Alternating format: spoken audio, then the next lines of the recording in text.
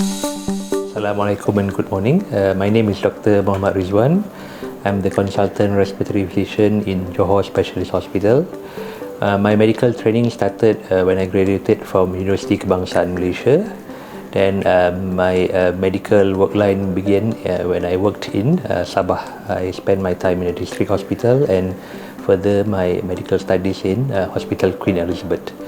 Then I went into the fellowship of respiratory subspecialty training from 2012 to 2015 with a one-year training in Australia as well. I was exposed to medical training specifically in interventional bronchoscopy, TB, lung cancer and pleural disease. From 2016, I had the opportunity to work in Johor Specialist Hospital and it has been a fruitful experience since.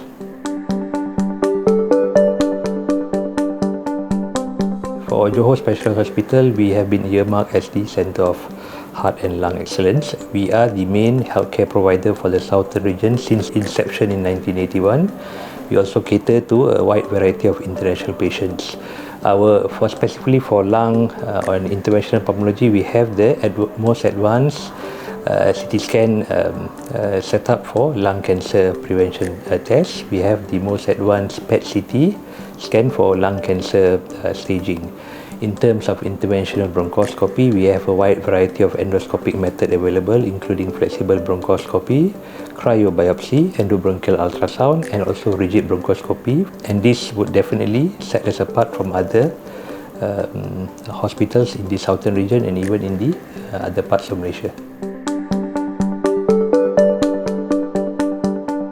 So we recently had a very interesting and complicated case where a patient, he had been diagnosed as severe COPD, which is chronic obstructive airway disease. He presented with what we call a secondary spontaneous pneumothorax, meaning there is a significant air leak where a bulle burst and the lung was collapsed. And he required an intercostal drain being inserted into his right chest wall, and he was dependent on it. So it was very troublesome for the patient because he had to be in hospital for almost 1 month. So in order for us to stop the air leak, we introduced to him a new procedure called endobronchial valve insertion. So basically endobronchial valve insertion, the reason is we inserted a valve specifically in the airway side where there is an air leak, and we closed the air leak. And this patient was memorable because he required 2 separate procedures, which was quite unheard of, and because of the severity of his condition, which we call persistent air leak.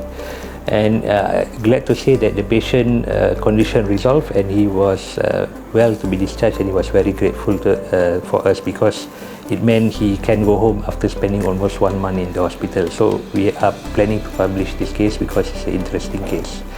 Other memorable cases, for example, I had 3 or 4 severe asthmatic patients who was very dependent on multiple medication and multiple admission for severe asthma, and they are now well on biologic agents which we can give for severe asthma.